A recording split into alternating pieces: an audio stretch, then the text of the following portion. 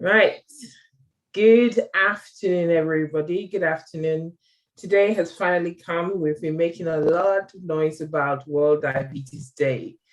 It's the same day every year because we get to celebrate the birthday of the founder of insulin, which is Sir Frederick Banting. But before I start today, it's also Remembrance Sunday. So we want to obviously take time to remember all those who have fought in the war and lost their lives. We remember their families. And we remember everybody, obviously, on today, Remembrance Sunday. So we have two big things happening today. My name is Tony Oboro. I'm the CEO and founder of Diabetes Consults. And in the course of getting ready for World Diabetes Day, we decided to go away slightly from the norm and bring in people who are living well, not just living with diabetes, but living well with diabetes. Last Sunday, we had Ola Fatona, who shared her story about type 1 diabetes and how she's managed to control it within her being African and obviously managing with the food. Today, we've got Joy Ihoebi. Have I pronounced it right? Yeah, exactly. Ihoebi. Thank you very much. Who is going to be sharing her story about how she's living well with type 2 diabetes, and I believe also not on medication. So, Joy, I'm going to go over to you so that you can properly introduce yourself, because I don't think I can actually do it justice by introducing you. So if you can just tell us a little bit about yourself, and then I'll start with the questions. We're just having a chat today, so nothing formal, just chatting, and somebody hopefully will be able to get something from it. That's all right. Thank you, Tony. I'm really grateful to be on your platform. And you are one lady that I admire for many reasons. So I won't have time to go into all that. I admire you. So just to let you know that, and I'll go ahead to introduce myself. Like you said, my name is Joy Ihoebi. I'm a mother of 4 adult children and married to a lovely man, a wonderful husband. And I live in Scotland. I've lived in Scotland for about 18 years now with my family. Aside of that, I am an occupational environmental health and safety management professional. And I'm a public speaker, a certified public speaker, and I love to be on stages. That's why being on your platform this afternoon gives me joy. And I am a diabetes mentor, a healthy lifestyle coach, and a writer. So I'll leave it at that. Thank you very much. That's all in one package. You are one full package, as they say. Oh, my daughter said to mention that she coated my nails. I don't want to come up close to the camera because they're not very well done. But obviously, she's done a great job. She's done my blue nails for nailing diabetes in obviously in line with World Diabetes Day. So I've shown it just so that she can see it later. Beautiful. You did a good job. Thank you for 7 years old. Mine, so you're better off, far better off than me. Yeah. So today, like I said, to everybody, welcome. We're trying to raise awareness. Obviously, it's World Diabetes Day. It's raising awareness about diabetes, the types of diabetes. There are various types of diabetes. We're trying to move away from the stigma that obviously surrounds those that live with diabetes, and obviously just kind of encouraging people to be mindful of the words that they use when they're around people that live with diabetes, because you might mean well, but your words obviously can actually hurt someone. And we aim to actually support, like people living with diabetes. And like I said, today we've got Joy here, who's got a story with type 2. So Joy, can you tell me when you were diagnosed and your story, around type 2 diabetes? And then obviously we'll talk about how you've managed it so far. Yeah, Tony, that's a beautiful question to start with. I was officially diagnosed in the year 2015. And so this is my 7th year of living with diabetes. But for me, I feel that my diagnosis has been years back through my generation. Why? Because I was born into this beautiful African family that has been plagued for generations past, up until now, by this chronic disease called diabetes. So even as a little child, I knew diabetes. I saw diabetes play out its ugly traits in my family, and that left a mark. So there won't be time to tell the story before 2015, but I wouldn't fail to say that the most striking one of it was the death of my mom, who lived over 30 years with diabetes, and she had complications of diabetes. So 7 weeks before her passing, she was in coma, and she was going through dialysis 3 times a week.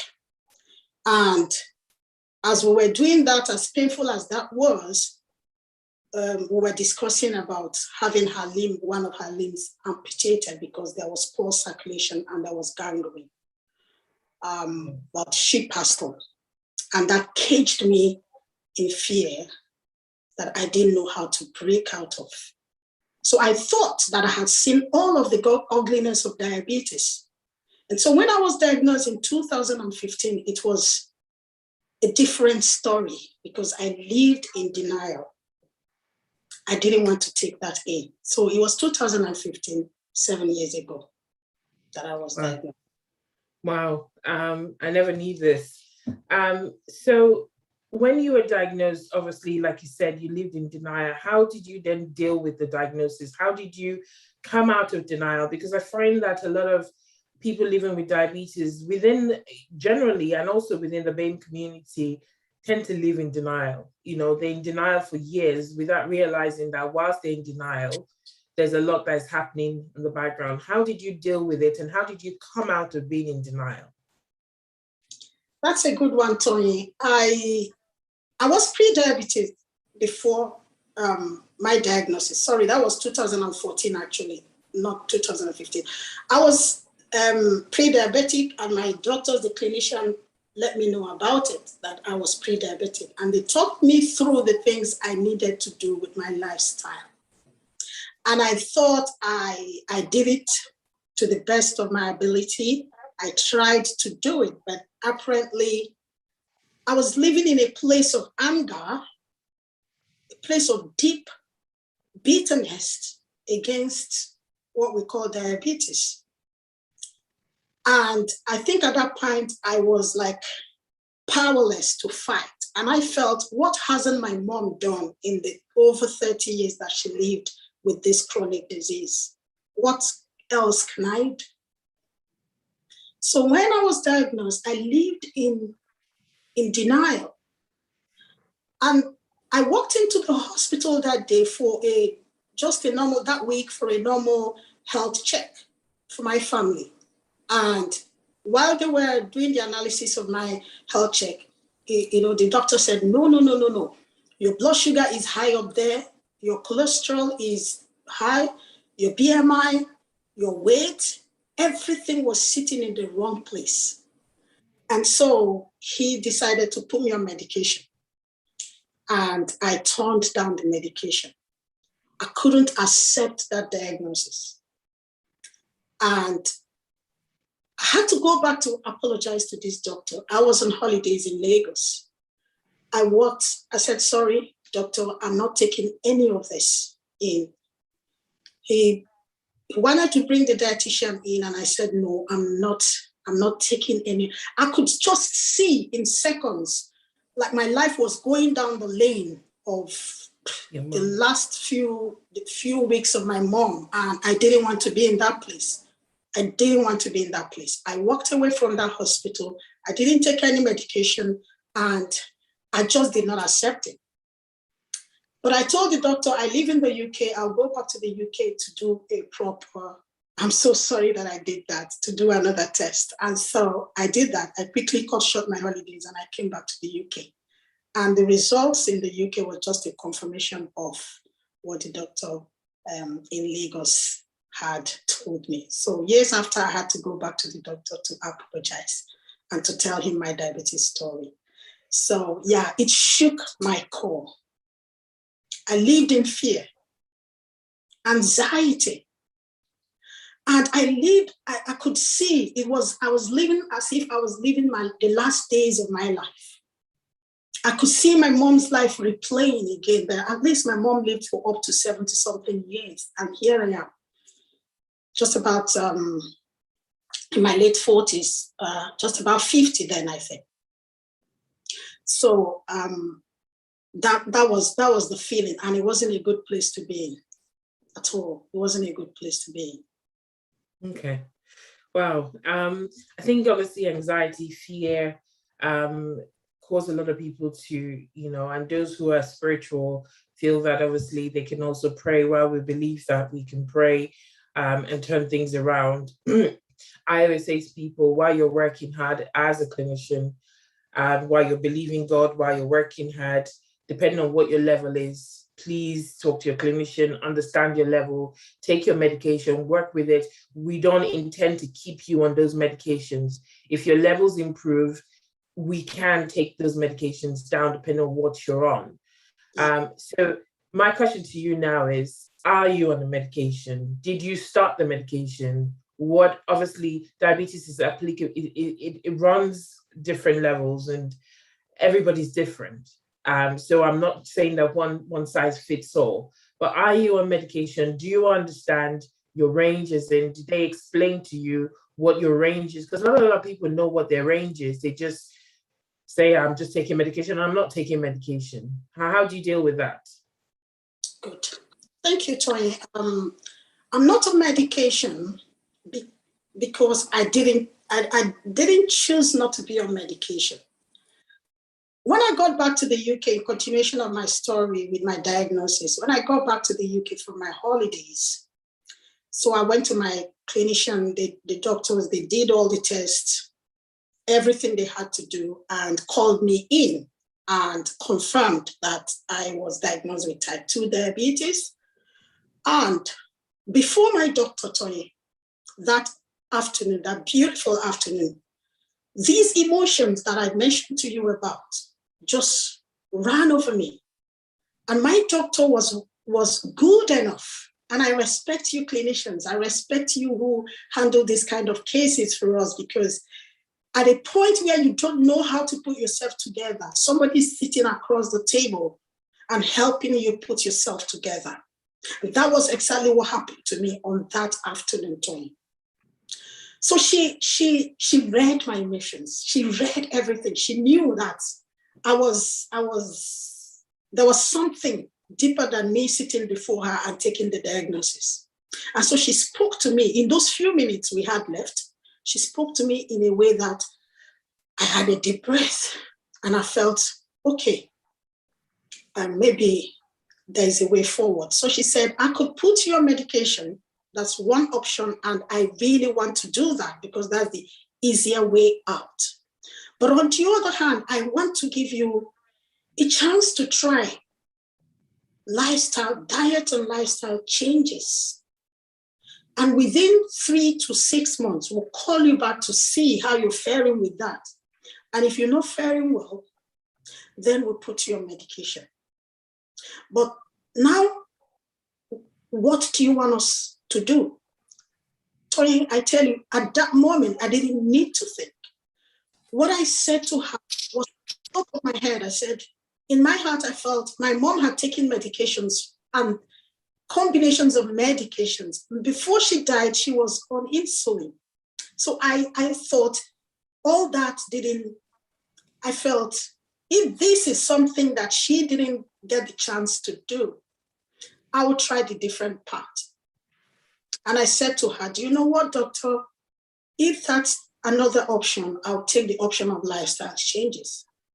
And if I struggle, hands up, I'm ready to go on any medication you want to put me on.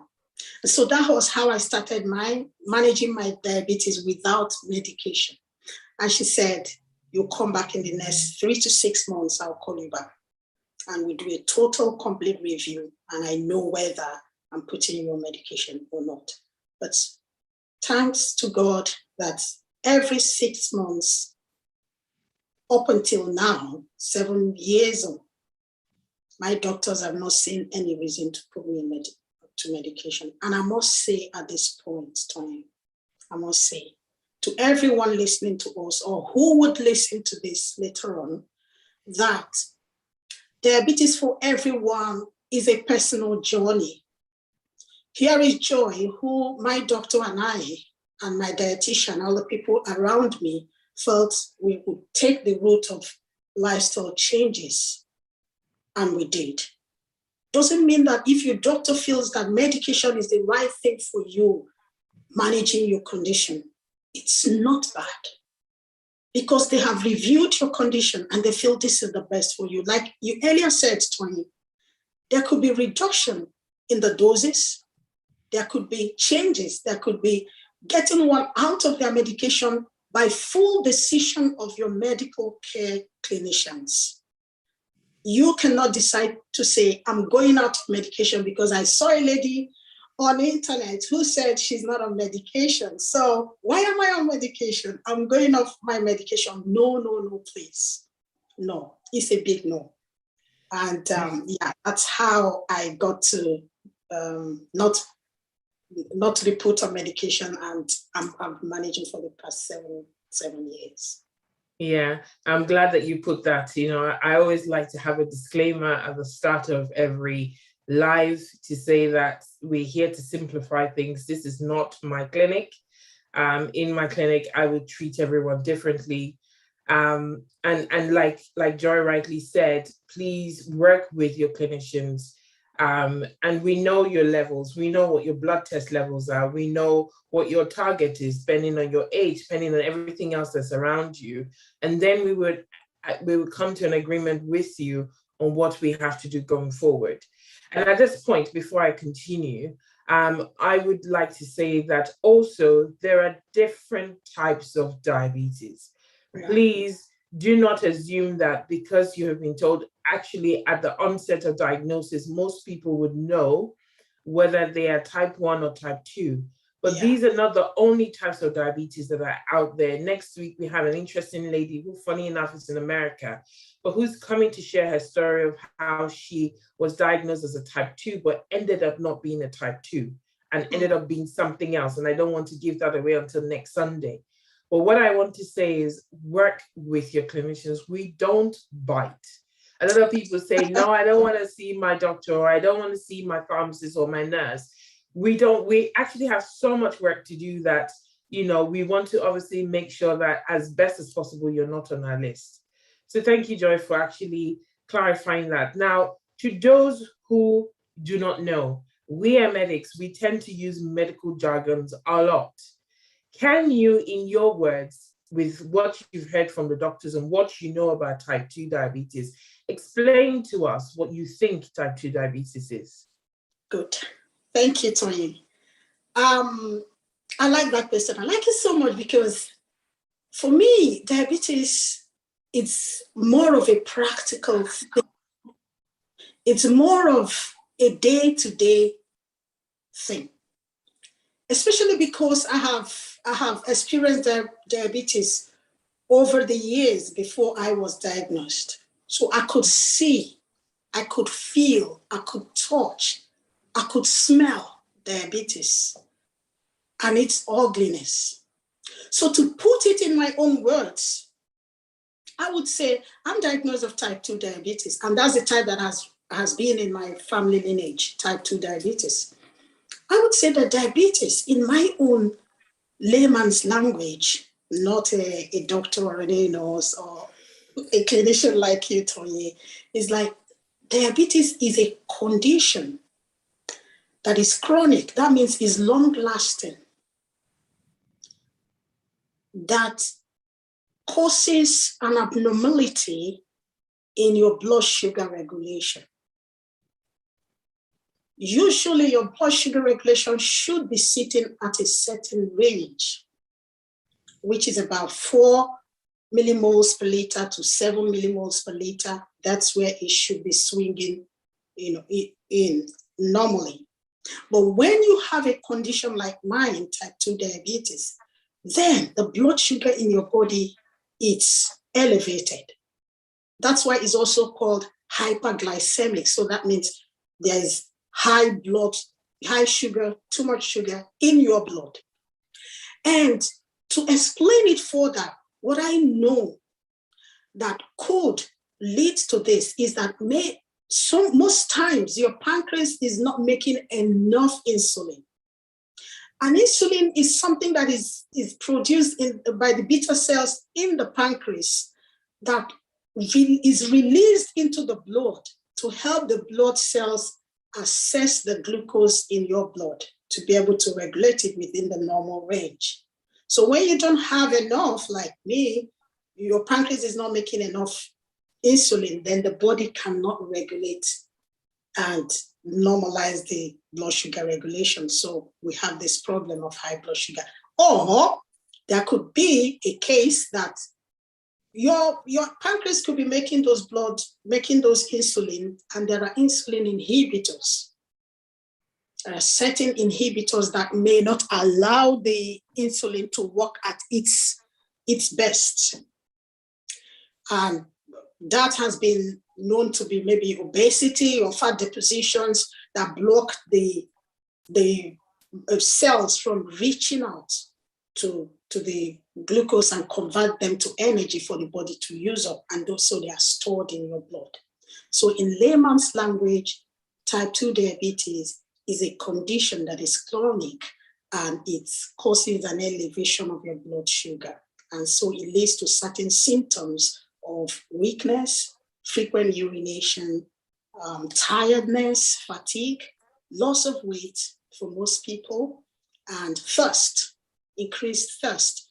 And if it stays for longer, it causes, or not managed properly, I must say that if it stays for longer and not properly managed, then the person develops complications of diabetes that has to affect the eyes, which happened to my mom, that affects that's the diabetes retinopathy, affects the limbs, affects the kidney. Exactly those things that my mom suffered was just complications of diabetes, could cause even heart diseases, stroke, and many other things. That's why when we fight diabetes, we fight it with all of our strength, because it causes all other complications that you don't want to. You don't want it to be mentioned in your life. We want to all live healthy.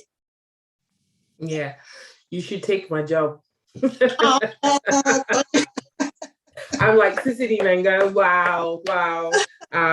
That's a great explanation, and people often say it's high sugar, and people tend to think it's actually physical sugar that is actually ingested into the body. Yes, that can add to it.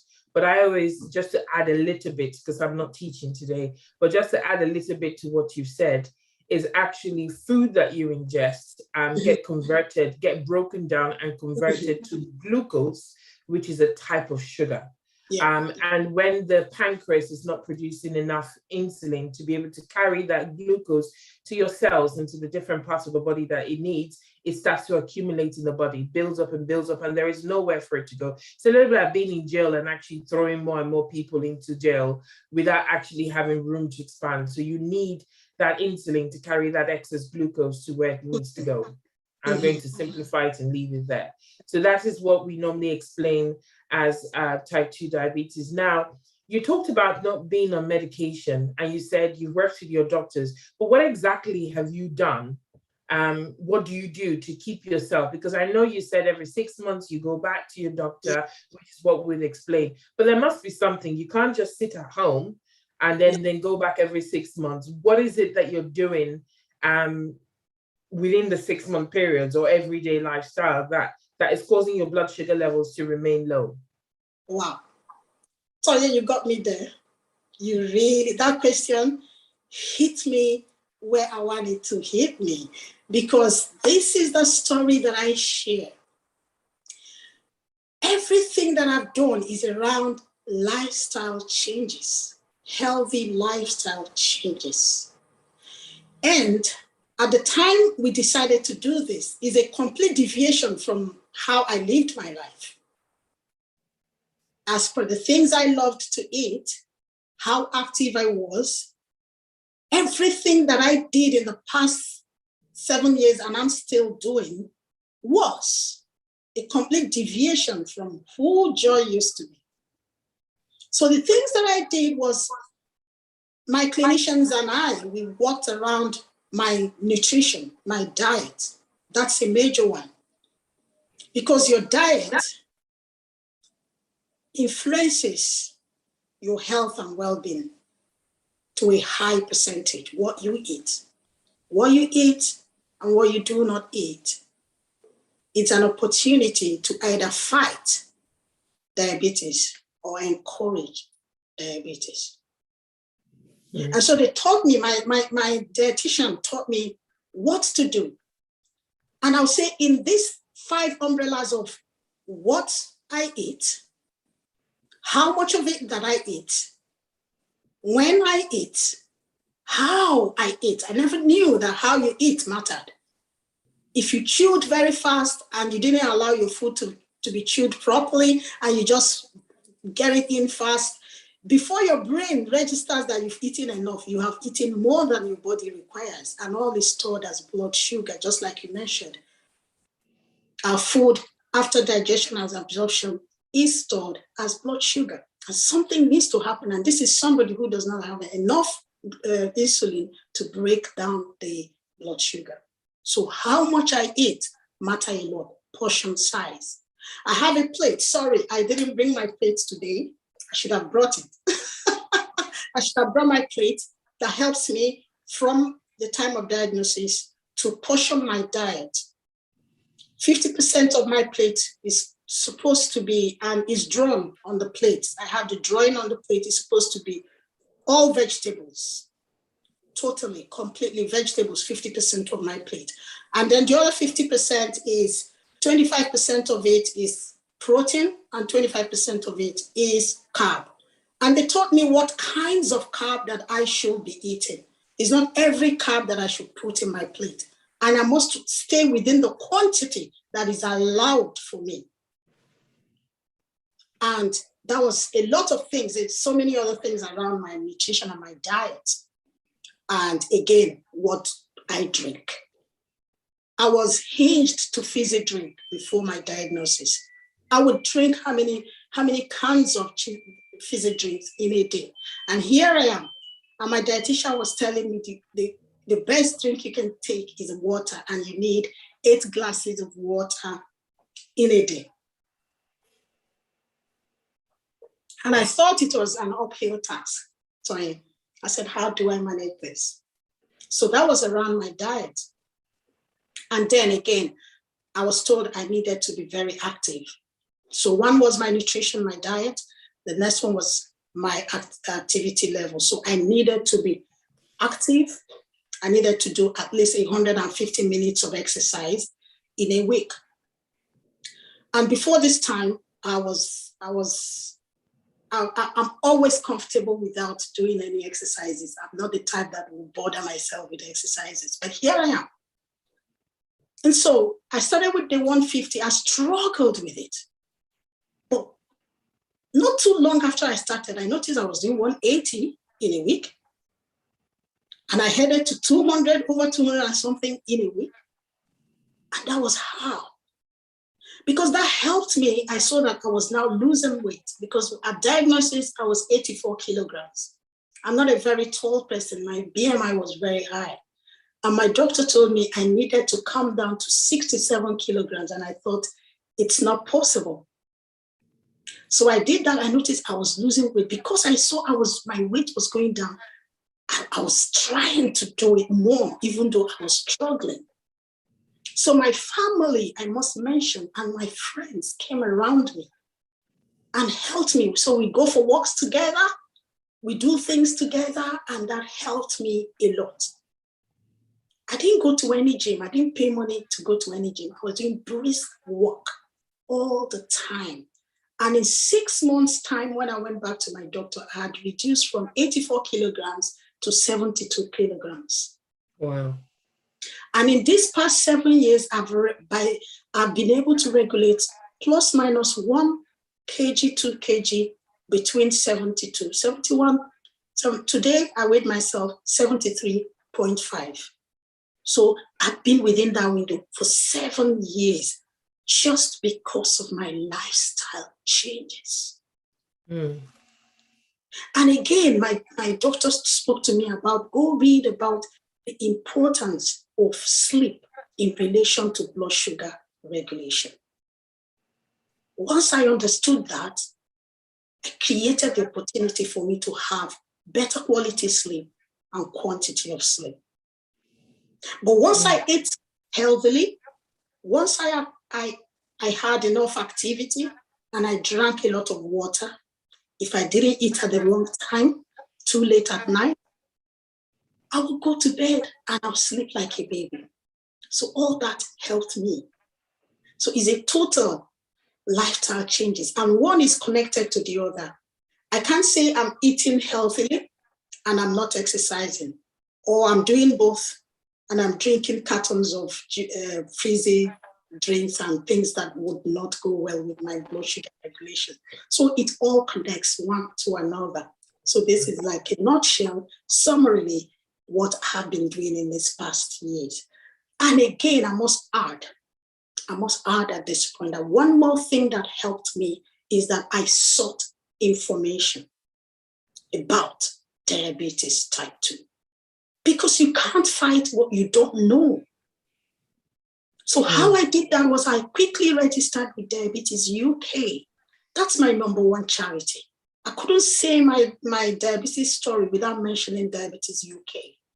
So I registered with them. I went on to the helpline. I talked with them and they were there to help. I started volunteering for them and I still do that today. So I go out to inspire people. Look, we can fight this. And they helped me to start a support group, because when I was diagnosed, there wasn't one here, a support group where I live. And that has touched many lives, especially starting from mine. So these were the things that gave me joy and broke me out of that cocoon. I told you I was living in fear. And I evolved. Even though I was diagnosed with type 2 diabetes, I found joy. I was liberated.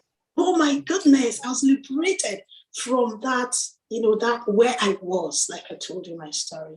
So yeah, what I've been doing in the past 7 years, really. That's awesome. I've got some people in the chat saying absolutely brilliant lifestyle adjustment. You're very courageous and very disciplined. Someone asked a question about rice, which leads me on to my next question. Now, I can understand, obviously, you're of an African background, which is where a lot of people struggle. We have a lot of parties, we have a lot of get-together. If there's no jollof rice, fried rice, family yam, the party has not started. So now, how do you see all these, especially when they have that very smoky jollof rice that's coming into your nose and you feel like you take one bite of it and you feel like, oh my God, I need to go back. How do you discipline yourself in terms of our culture and our food? Because we have the yam, the plantain, the rice. Yeah. So how do you deal with it? I know you have food. Before you answer, I don't know if anyone can see this. It's not very clear, but I have a plate as well in my clinic, but I'm not at work.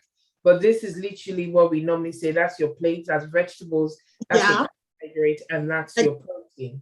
So if you tend to eat that, and I always say to people, eat the vegetables first, eat the protein first, and then if there's space, eat the carbohydrate.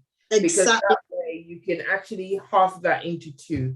But that's literally what we normally say in an ideal world. But obviously, I know that that's on paper. When reality goes and you see all this oozing chicken and you have the yam porridge next to the rice and the pounded yam, how do you deal with, or how do you advise people? I know you're not a dietitian, to deal with it. Okay, I thank you very much. And that's nice of you, Toya. You quickly drew that down and you brought a very key point there, that you start with the vegetables and then you progress from the protein before you get to the carb. Kudos, that's amazing. I love that. And we need more of your kind. We need more of your kind. So what happens is that right from the start, I come from proudly an African from African origin, and I love our food. We love to eat large, the quantity, the carbs, the jollof rice, the yam, everything. So I struggled with that. I really struggled with that. But what I did, I want to draw from my experience to encourage anybody out there listening to us. What I did was that once I knew about low glycemic load, low glycemic index, and this simply means that not every carbohydrate, okay, I'll put it this way. The low glycemic index is how carbohydrates are loaded, graded as per how they release glucose to your bloodstream. So we have complex carbohydrates, we have the simple carbohydrates. If I have to eat, I separated the simple carbohydrates, which is like the rice, the white rice, the yam, the white, anything with white flour, all those things are simple carbohydrates. Once you eat it, it gets digested, it goes to your system, and it hikes your sugar. And remember, you don't have enough insulin to manage with that. So, but the complex carbohydrates, and I'll mention a few of them, wholemeal carbs, like wholemeal bread, the brown bread, and I eat the brown bread, that wholemeal bread that is seeded. So just a slice of bread keeps me fuller for long. So it helps me manage my portion size instead of eating 2 slices of white bread, which soon after I become hungry, but I've eaten 2 slices because it's simple carb. It digests fats and it just pumps up my sugar. But this complex carbohydrates, low glycemic carbohydrates, they digest and releases energy, slow release of energy into your system as you're needing it for your activity. So you stay fuller for long. And oats is one of them, the low glycemic index carbs. Oat is one of them. Oats is one of my staple food for breakfast, for swallow. Like we were saying, we come from Africa, we love to make our egusi or bono, vegetable soup, and you want to swallow. So I make oatmeal. I don't buy oatmeal from the market. I buy my oats and I make my oatmeal myself. So I'm 100% sure that I'm taking oatmeal. Rather than buying the oatmeal in the market or in the shops that you don't know who made it and they tell you it's 100%, you're not sure. So I buy my oats and I make my oatmeal. And then brown rice. Yes, brown rice. This afternoon when I came back from church, I ate what we call burger wheat. Burger wheat looks like rice, but it's all wheat. It's high percentage of fiber. So you source those carbohydrates that have high percentage of fiber and complex carb. Time will fail me to mention a lot of them. Even the pasta, you have the wholemeal pasta as opposed to the white one. You have spaghetti, you have the wholemeal one. And the simple litmus test between, if you don't know which one is simple carbohydrate and which one is complex carb, the simple litmus test is if you bring a handful of white rice, put it in water, just put it in your pot, you want to boil it, put water in it, all you see is white, the water becomes white. And I know many people will identify with this because the carbohydrate is loose and simple and easy to, by the time you boil it, easy cooked and is ready to release carbohydrate and glucose into your system. Now get your brown rice, put it in water, same quantity, put water in it. It's clear, the water is clear. You wash it, put hot water, wash it, you see that water is almost clear, even when you boil it. And then I boil my brown rice and I sieve the water out. In case there is any loose carb, I pour it out and then I boil my rice and then I eat. You see that it takes longer for brown rice to cook because it's complex carb. It has high fiber in it. And so when you take 2 spoons or 3 spoons of your of brown rice, it keeps you full. Why? Because it's high fiber content, complex carb, low glycemic load to your system. So there are many other sweet potato, there are many other carbs, but while you choose from this complex carb and low glycemic carb, be sure that the quantity you take is just enough for you to eat, digest, glucose release, and you use that little glucose for your activity. And that's why it all goes together, what you eat and how active you are. So they all go together. So that's how I've managed around what I eat. And when you talk about vegetables, I dream vegetables, I smell it, I love it, I drink it, I cook it, I chew it. But it wasn't like that before. Anything you start doing and you're consistent at doing that, soon that becomes your lifestyle. That's exactly what happened to me. The things I used to struggle with, Tony, has become the things I do and I preach to others to do. I can't believe myself. But that's the science of doing something and doing it again and again and again. It becomes part of you, especially if what you're doing is for your health and well-being. That's amazing. So I've lived this life and I'm loving it more and more each day. It's helped me to lose weight and maintain my weight, helps me to regulate my blood sugar, and it's so beautiful. So that's how I've managed around. And again, when I go for our parties, when we go out for parties, the jollof rice and the fried rice and everything is there. I've got my plate, the memory of my plate in my head is picturesque because the drawing of the vegetable that is drawn 50%, once I lift any plate up, no matter where I am, I see my plate inscribed on that plate. I see the 50% line, I see the other 25% line, I just see it. If I have to disobey what is on my plate, that drawing, I have to negotiate with my mind. Sometimes I'm very hungry. I want to put more rice or more whatever on that carb side. I'll be telling myself, yes, but I've exercised today. At least I've walked for 1 hour, 30 minutes, and I'm hungry. I have to argue with my mind to go beyond what I should put on that plate.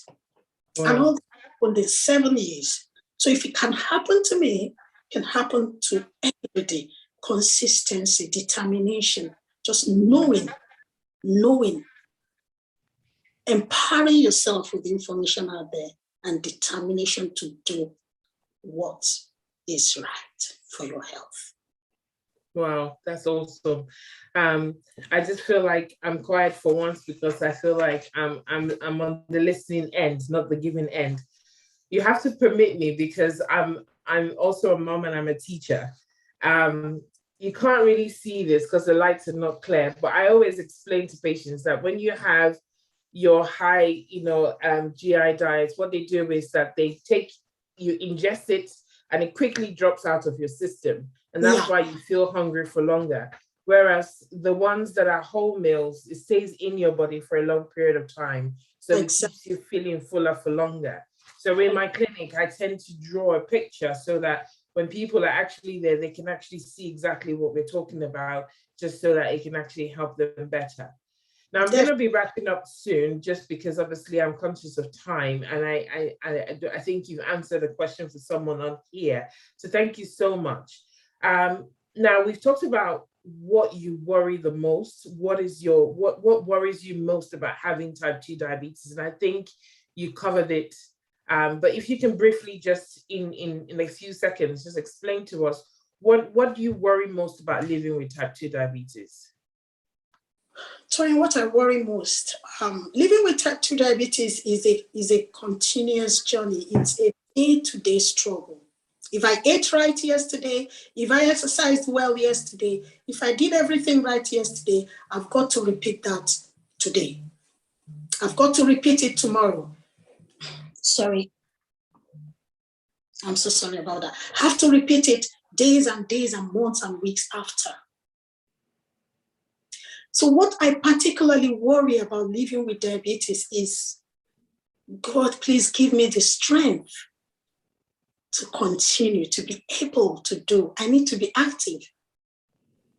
I need to be active. So if you have a disability, or there was once when Corona came out, when I had Corona, I had an attack of Corona sometime last year, and I couldn't do anything, and my blood sugar was going up. I take my fasting blood sugar and it's high up there, and look at me lying down. I can't even go to the next room. I'm in isolation. What do I do, Lord? I don't have the energy to even stand up, to even sit down and do my, and that was when I said, God, please, may I never be in a situation where I can't be active. I can't go source my own food and eat what I'm supposed to eat to help my condition. In that case, you know what to do. You're willing to do it, but something is keeping you from doing it beyond your control. I fear that. Number two thing that I fear is I fear the complications of diabetes. I fear those complications because I saw them play out in my mom's life. I don't want to get to that point.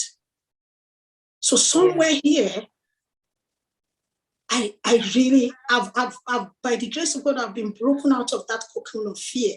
But somewhere in my mind, I still have that. I don't want to cross that line. I'll do everything that I can do to keep myself away from complications. So I go for my eye test every year. I do my fit test.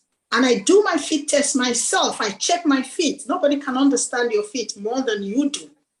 Check the color, check the dryness of your feet, moisturize your feet, wear sensible shoes. But I must tell you that I fail in that because I love my heels. But I try to manage within what I must do to keep complications of diabetes far from me. So those are the fears that somehow when I think deep down, I have those fears. Yes, I do. And I think that's why World Diabetes Day was born. It was launched rather. It was launched to raise awareness about the complexities that are arising as a result of diabetes. And this event or the stories that we're sharing is not to cause anybody to live in fear, but rather to bring education and understanding to people so that they know how to live well should they have the condition. And if you have pre-diabetes, which a lot of people go, I'm just pre-diabetic, it is a precursor to diabetes. You are in that zone. So if we can revert it and take you away from being pre-diabetic rather than heading towards diabetes, and then obviously that's better. And understanding, obviously, they say knowledge is power. When you have knowledge, obviously, you'll be able to make the right difference or the right changes to your lifestyle. Now, I have two more questions for you, and obviously we'll wrap up. And again, I want to say thank you for your time. You talked about having your eye test. Now, how is it important for someone to have a relationship with their clinician? I'm not saying have your mobile number. I don't give out my mobile number to people because I like to have a life.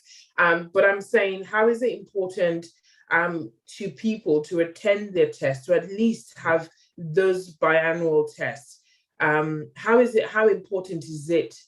Would you advise somebody else to have those tests done? Wow.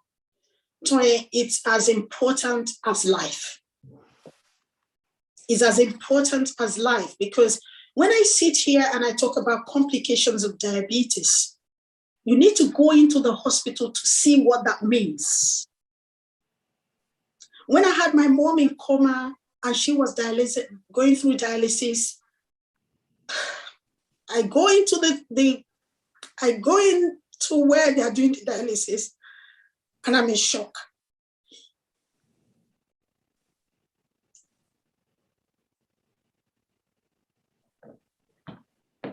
Okay. Sorry.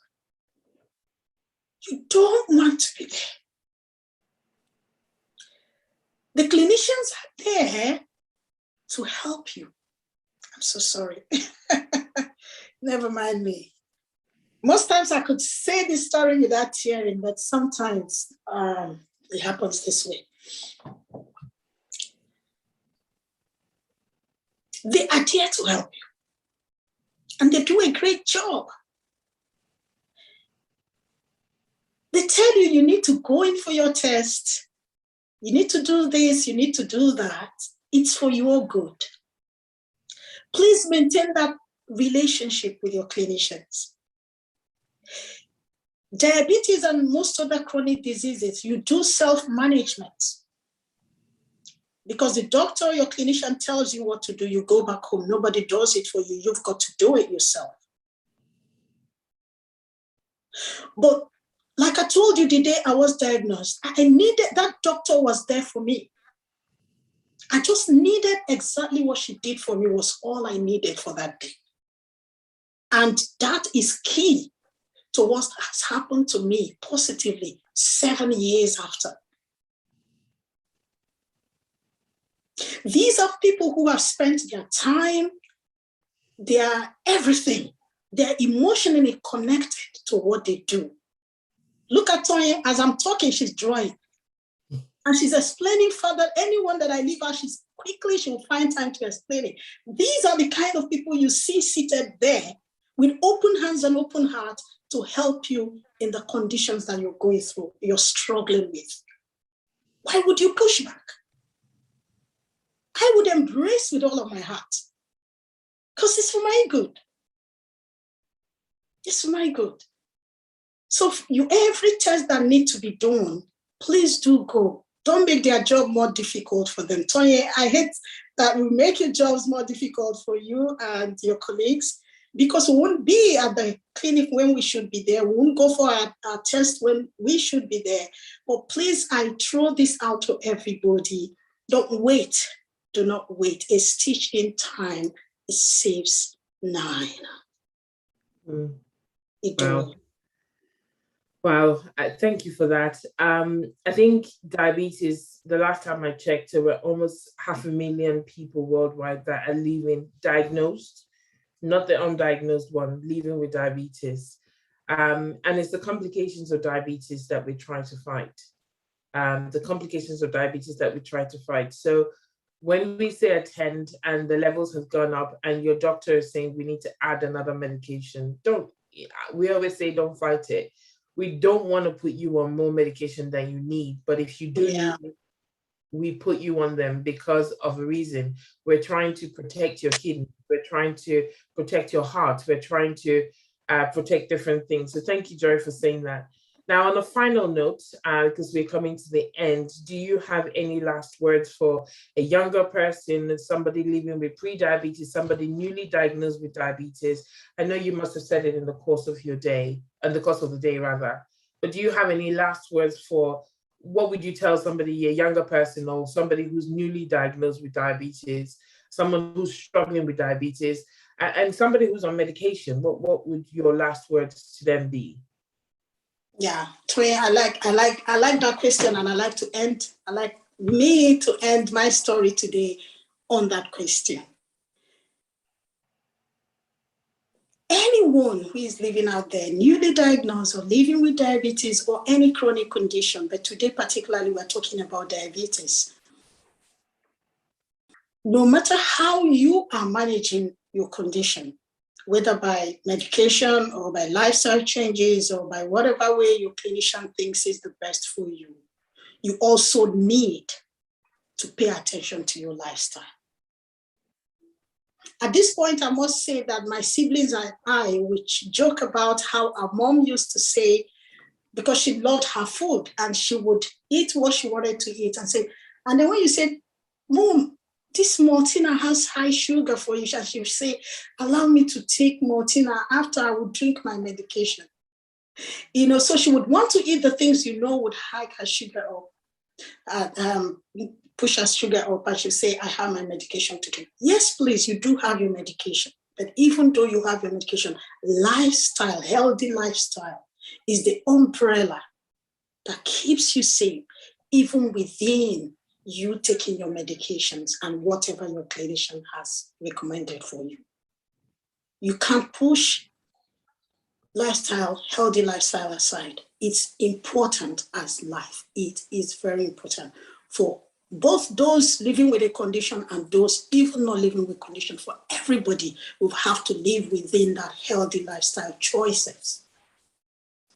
And secondly, my second advice would be assess the information that is available for you. Assess the help that is out there for you. Don't live in isolation. You've got to seek, and then you'll find. The little questions in your life about your condition, the answer could just be a step away, or a phone call away, or a chat away. Don't be isolated. And that's what drove me to helping to start a support group where I live. I felt that, oh, there could be people who are diagnosed, newly diagnosed like me, who don't even know their left from the right, and they're looking for a support group where they can just come and see people of like minds and going through the same journey that they're going through. Why don't we have one? And that pushed me into fighting to start one. And thank God that one was started 6 to 5 years ago after my diagnosis. So don't stay alone, don't isolate yourself. Come out of it. People have bigger problems, and it's a big challenge to live with these chronic conditions, but it's not the worst condition ever. It's not the worst condition. You can make the best out of it. You can live your normal life. You can live your normal life. I live my normal life. I'm joyful all the time.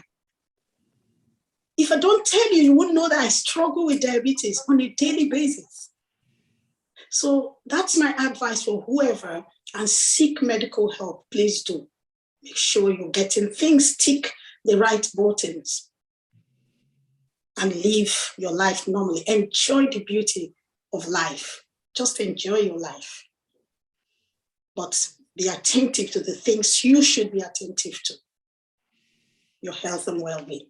So, Tonya, that would be what I would say from the top of my head to anybody who is newly diagnosed. Thank you so much. Thank you. Someone said here, Patience is saying, Joy, you're fantastic. Could you consider a talking group for encouraging and sharing information based on Afro-Caribbean foods? So that's something, you know, like obviously you have a support group and somebody's asking if you do that. And going on from what Patience has said, you know, I really want to say thank you to you. As part of my team, we do have dietitians, nutritionists who are there to help, you know, and we focus on the Afro-Caribbean community. We also have people of Asian and English backgrounds, or the British backgrounds. But I know that the struggle is real for a lot of Africans because there's not a lot of information out there. Yeah. If anybody needs help, please reach out. You know, we don't turn our backs on you. And like I said, this sharing the stories is actually not us as clinicians dishing, because a lot of times people think that we're just trying to tell you, don't do this, don't do that, don't do that. And I think bringing on people that live with the chronic disease and seeing how well they can live with. We had Ola last week who shared her story about type 1 diabetes and how she's living well. Again, she was not necessarily in denial, but not following to things. And then she brought herself back and she's doing really well. So if you missed that session, obviously it's on our YouTube channel at Diabetes Consults. We're here to provide information. We're here to reduce the complications from chronic disease, heart attack, heart failure, all the things that accompany diabetes if not looked after properly. So it's not that you have diabetes and therefore you end up with chronic kidney disease or you end up with heart failure or heart attack. No, if it's well looked after from the onset or somewhere down the line, we can prevent these complications from either progressing or from actually happening at all. And that's the essence of today and next week Sunday and last week Sunday. I would like to reiterate to say, be aware of the types of diabetes. One size does not fit all. There are different types of diabetes. Don't use the same information for type 1 for type 2. And obviously lifestyle is applicable to both type 1s and type 2s. Be aware of the stigma. We need to get rid of the stigma. I have diabetes, so I'm hiding away. There is nothing wrong with you. There is nothing wrong with you if you have diabetes. People have asthma. You know, people have other ailments, and it's something that they live with. You know, a lot of people think it's their fault that they have diabetes. It's not their fault. And even if your diet and lifestyle was what resulted to you having diabetes, it can actually be reverted. It can actually be treated. It can actually be kept under control. And we aim to support people. That's what Diabetes Consult is. We always say that your health is our passion, and we mean it. We actually mean it. So I just want to say thank you, Joy. I don't want to go over an hour. Thank you so much for your time. I really appreciate it. I appreciate everyone that has taken out this time from their lovely Sunday afternoon to join us, those on YouTube, those on Facebook. We really, really appreciate you. We will see you again next week is 4:00 because we have an American lady, but we will see you next week at 4:00 to learn about somebody who had type 2 but ended up being a type 1.5. That's a mystery. And she ended up in hospital and almost lost her life. So it's obviously to showcase another type of type 2 diabetes that could go wrong or misdiagnosed or not really misdiagnosed. So thank you so much. We really appreciate you. Watch out for the flyers. Have a great afternoon. Enjoy your dinner. Make sure you think about the portion sizes and the plate sizes, as Joy has said. Thank you so much, Joy. I really appreciate your time. You're welcome, Toye. I'm the one that should be thanking you here for bringing me on your platform. I appreciate that, and I've loved it. Thank you very much. Thank you. Have a good afternoon, everyone. Have a good afternoon. Take care. Thank you. Thank you, everyone. Bye. Thank you, Joy. Bye. Really Thanks, Joy. Bye-bye. Thanks, Doris, for Thank inviting me. you. Bye.